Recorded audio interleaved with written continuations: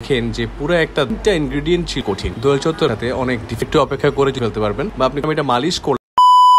আসসালামু আলাইকুম, আশা করছি সবাই ভালো আছেন। আজকে বৃহস্পতিবার, মানে আজকে জুমেরাত, কালকে অফিস বন্ধ। বৃহস্পতিবারটা শুক্রবার থেকেও সব থেকে বেশি ভালো লাগে, কারণ বৃহস্পতিবারে মনে হয় যে শুক্রবার অফিসটা বন্ধ, এটা বেশি ভালো লাগে। দেখেন কিভাবে প্রোডাক্টগুলো নিয়ে যাচ্ছি, এটা ইজি একটা কাজ না, অনেক কষ্ট এবং কঠিন। দোয়েল চত্বরে রিসেন্টলি যে ফোয়ারাটা আছে এগুলো কিন্তু অন থাকে, আশেপাশ দিয়ে গেলে খুব ভালো লাগে। এই ভ্যানটা দেখে আমি অবাক হয়ে গেছি। দেখেন এতগুলো প্রোডাক্ট বা এতগুলো জিনিস একসাথে নিয়েছে, যদিও এগুলো বেশি ভারী না, তারপরেও এতগুলো ফোম ক্যারি করা একসাথে অনেক ডিফিকাল্ট। যে তাপ ছিল আজকে, যে তাপের মধ্যেও খুব কষ্ট অফিসে গিয়েছি। এই যে জায়গাটা দেখছেন, এখানে কিছুদিন আগে আমি 600 টাকার মামলা খেয়েছি ডান দিক দিয়ে চলে। আর একটু অপেক্ষা করে যদি আমি বাম দিক দিয়ে সঠিক লেন মেনে চলতাম তাহলে কিন্তু আমি মামলাটা খাই না। যাই হোক, অফিসে চলে আসলাম। অফিসে চলে এসে যে কিছু একটা অ্যাপ্রুভাল শিট ছিল, এগুলো আমার প্রিন্ট করে আমার বসকে দিতে হচ্ছিল। যাই হোক, সেই কাজগুলা আমি করছি এবং কাজগুলো করার পরে আজকে বেশি একটা ডিউটি আমার ছিল না, যেগুলো ছিল সেগুলো সকালে যেতে যেতে করে ফেলেছি। বাদ বাকি যা যা কাজ সবকিছু আমি গুছিয়ে ফেলেছি। গুছিয়ে ফেলে উপরে যে দেখি একটা চমৎকার ক্যালেন্ডার, যেটা চাইনিজ ভাষায় লেখা, এবং এটা কিন্তু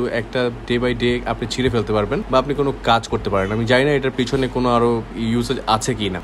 বস কিন্তু খুব চিল মুডে আছে। এই বসটা আমাকে খুব পছন্দ করে এবং তার সাথে আমার একটা ভালো বন্ধুত্বপূর্ণ সম্পর্ক। সেখানে গিয়ে আমি একটু কফি খেলাম। কফি না খেলে ভালো লাগে না, তো কফি খাওয়ার পরে আমার কাছে খুব ভালো লাগছিল। আমাদের কিচেনের স্টোর রুমের অবস্থা একটু দেখাচ্ছি আপনাকে। দেখেন যে পুরো একটা দোকান, আস্ত দোকান। আমি নিজেই মাঝে মাঝে অবাক হয়ে যাই যে এখানে এত কিছু কেন। যাই হোক, এখান থেকে অনেক কিছু খেতে পারি না, কারণ এখানে অনেকেই হারাম জিনিস রয়েছে। জুরো মানে হচ্ছে শুকরের মাংস, অনেক কিছু দিয়েই আছে এখানে, তার জন্য খেতে পারি না। চাইনিজ মানুষদের এত খাবার যা না দেখলে আপনি কখনো বিশ্বাস করতে পারবেন না।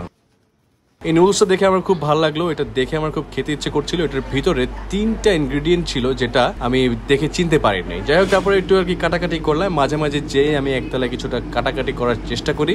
আজকেও ঠিক ব্যতিক্রম হয়নি। ফাগুন থেকে আমি একটু নিয়ে নিজেই কাটাকাটি করছিলাম। ফাগুন আমার ভিডিও দেখলে অবশ্যই কমেন্ট করে জানাবা যে কেমন কাটছে আমি আজকে। তুমি যেহেতু ভিডিওটা করতেছিল, তুমি বলবা যে কেমন কাটছে। ওর আমাকে শিখিয়ে দিচ্ছিল। আমি যদি এক্সপার্ট না, but I tried my level best.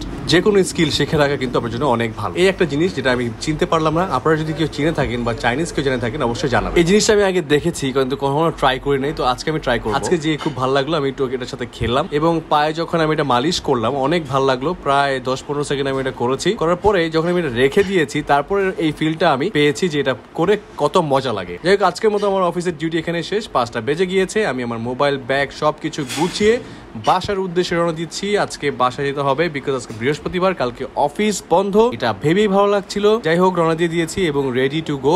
Office থেকে বেরোলে মনে হয় যে কতক্ষণে বাসা যাবো এবং বাসা যেয়ে একটু রেস্ট নিবো। বাসা যাওয়ার সময় কত চিন্তা ভাবনা আসে যে কালকে কি করবো, কখন সকালে উঠবো, আজকে রাতে কোন ভিডিও এডিট করবো, কখন কি করতে হবে। ইন দ্য মিন টাইম আমি রাস্তা দেখলাম যে কোন সবজি আজকে কিরকম, এবং সবজির দোকানে থেমে গেলাম। সবজির দোকানে থেমে আমি সবকিছু দেখছিলাম যে কোনটার দাম কি, এবং আমি কিছু সবজি সেখান থেকে কিন্তু নিয়ে নিলাম, কারণ সবজি আমার কিনতে হয় প্রায়। আমি একটু মৌলভীবাজারের দিকে যাই আর কি, বাট আজকে আমি রাস্তা থেকে নিয়ে নিলাম, কারণ এত দূরে হেঁটে যাওয়ার ক্ষমতা আমার আর এখন নেই। আজকে আমি অনেকগুলো কাজ কমপ্লিট করে ফেলেছি এবং শুক্রবারের জন্য কোনো কাজ আমার পেন্ডিং নাই। সো এই পর্যন্তই আজকে ছিল ভিডিওটি।